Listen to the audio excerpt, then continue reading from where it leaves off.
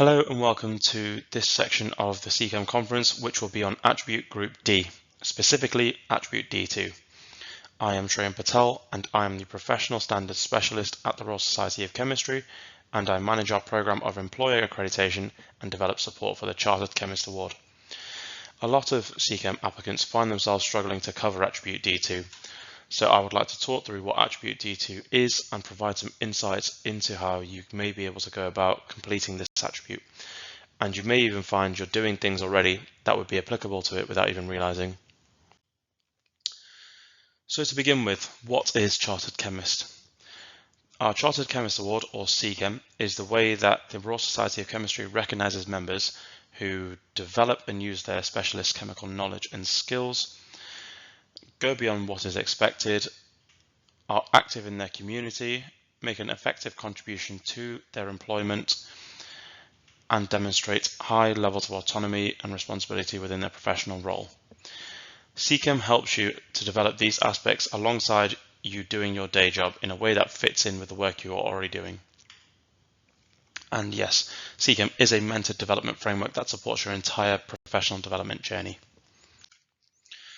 So demonstrating your development in these areas, the application for CChem helps you focus on building and using your chemistry knowledge, attribute group A, attribute group B, which is professional teamwork and improvement. So here we are trying to understand what professionalism is and how to work professionally, working with others effectively and contributing to continuous improvement. Then attribute group C, this is developing key communication skills that will help you progress.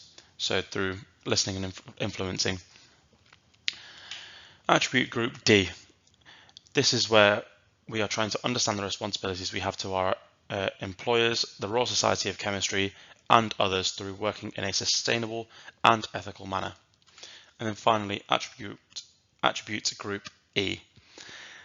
This is where we are trying to be more supportive to our scientific community, and that will be through being an active member. And so our award gives you recognition for activities that you do outside of your main job, which would otherwise remain unrecognized. So your application. There are 14 written statements that need to be completed by each candidate, which would link to all the 14 attributes. There are 2 to 3 examples per attribute, and this is where you're allowed to explain how you conduct your work, give reasons for your decisions, and explain the impact. And then to follow that, we then have the portfolio of evidence, which corroborates these statements. You are required to have 1 or more pieces of supporting evidence per attribute. We'll go through some examples later on. This evidence needs to be related to the statements. And then finally, some mental comments to essentially corroborate all the statements through a third party. So attribute group D, professional responsibilities. So this is a new attribute which could include preventing waste, preventing pollution or minimizing harmful environmental and health impacts, efficient processes, less hazardous chemicals, designing safer chemicals and processes or experiments, reducing solvent use or using alternatives and alternative methods, using renewable feedstocks and other processes, or perhaps creating products that degrade in a less harmful way. Evidence could include research into sustainability, lesson plans, and grant proposals, for example, and you must show what your contribution was. This can either be in assessing the environmental impact of your work, making positive and sustainable changes, or supporting others to do so. One thing that we do like to stress is that it's the contribution and the impact that we're interested in, not just adhering to being sustainable. So personal recycling, commuting to work, for example, are examples that we would not accept. So looking at some examples of evidencing attribute D2, we could use a change control procedure, for example. So you have the standard operating procedure roughly outlined here on screen. So the first thing we like to see is the attribute name or number so that we can attribute it to the actual statement that's been written. We like to see a title, which essentially just gives you the overview of what's being said, You can redact any confidential parts that you don't want to be disclosing.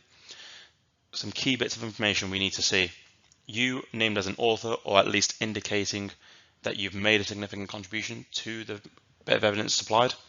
The date when it was written, published, or approved, so that we can see that the date of evidence is from the last 2 years, which is our requirement for all bits of evidence when submitting them.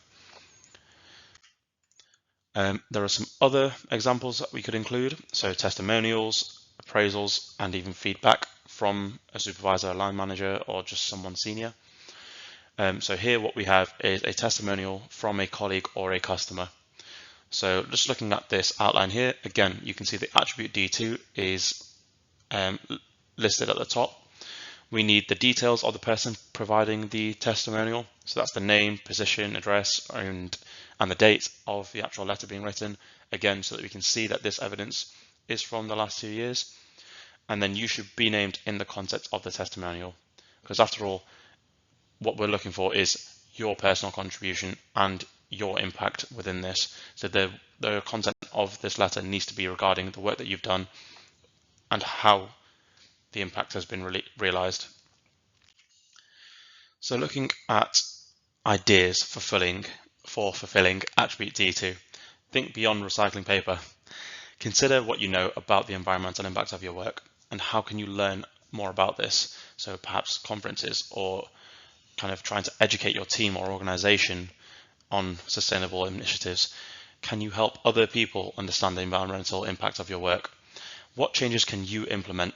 This doesn't need to be some groundbreaking company-wide initiative. It can be small changes that you can do within your own work or within your own projects that are taking concrete steps towards a more sustainable outcome. So like we said before, using reduced solvents, for example, for methods, or even looking for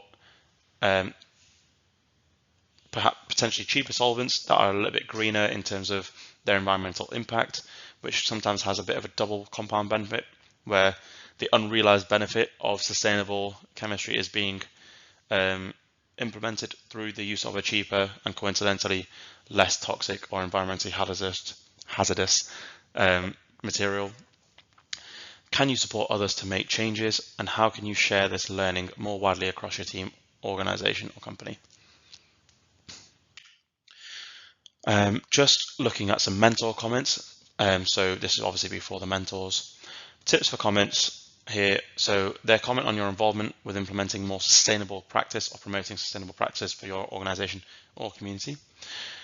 How impactful were you in your role? Why was your role significant? And how did you handle a particular situation well, and why? Try to reflect on your personal growth and agree that you've met the attributes.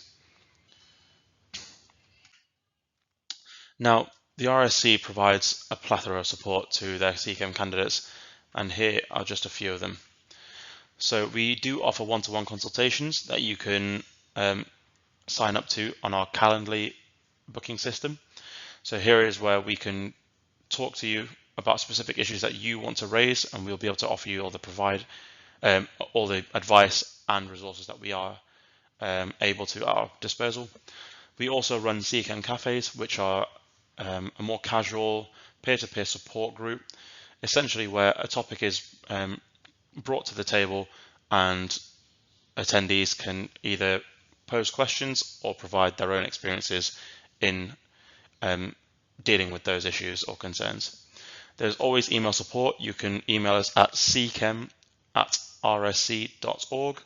where we can provide you with the necessary expert guidance that you require. And in the event that you're struggling to find a mentor and get your CChem application underway, we do offer the CChem mentoring pool, which has a range of industry specialists that can support you in your application. Thank you.